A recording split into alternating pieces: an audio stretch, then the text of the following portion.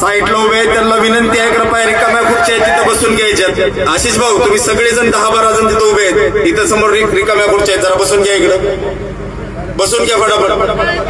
फक्त स्टेजवर पदयात्रेंनी थांबावं. सर्वांना नम्रतेची विनंती आहे की आपण सगळ्यांनी समोर असलेल्या खुर्च्यावरती बसून घ्यावं. फक्त भाऊंच्या सोबत जे पदयात्री आहेत त्यांनीच कृपया वरती थांबावं, नम्रतेची विनंती आहे. सर्व समाज बांधवांना नम्रतेची विनंती आहे, स्टेजवरती गर्दी कमी करून फक्त पदयात्री जे असतील भाऊंच्या सोबत त्यांनी फक्त स्टेजवरती बसावं.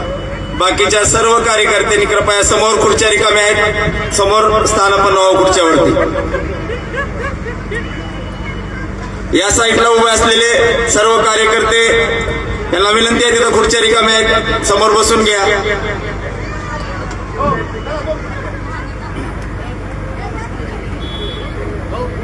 भारतीय सशस्त्र क्रांतीचे जनक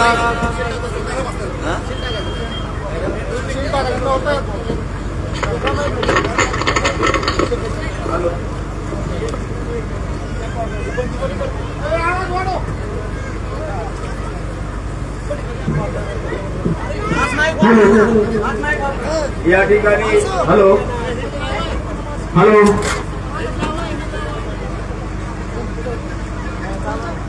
सर्व समाज बांधवांचे ढोकी या नगरीमध्ये सहर्ष स्वागत. आपण आदरणीय विष्णुभाऊ कसबे साहेब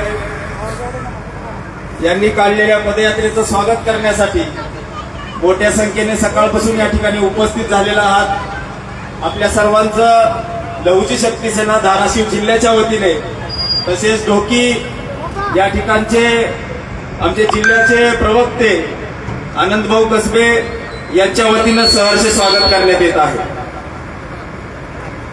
बांधवांनो, ही जी पदयात्रा चालू आहे या पदयात्रेबद्दल भाऊ तुम्हाला सांगणारच आहे.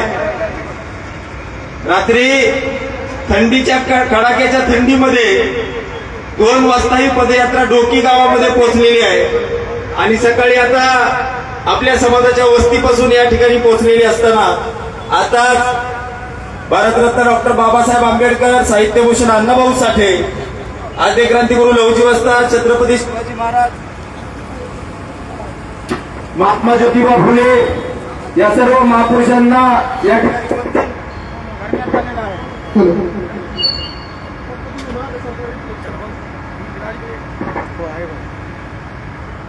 प्रतिमेचं पूजन झालेलं असून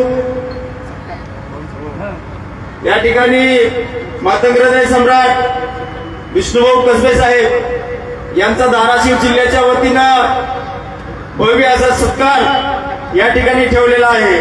तरी मी आयोजकांना विनंती करतो की आपण आदरणीय भाऊंचा या ठिकाणी सत्कार घ्यावा. सर्व त्यांच्यासोबत असलेले पदयात्री यांचा देखील या ठिकाणी स्वागत आणि सत्कार आयोजकांनी करावा अशी मी त्यांना विनंती करतो. सर्व एकत्रित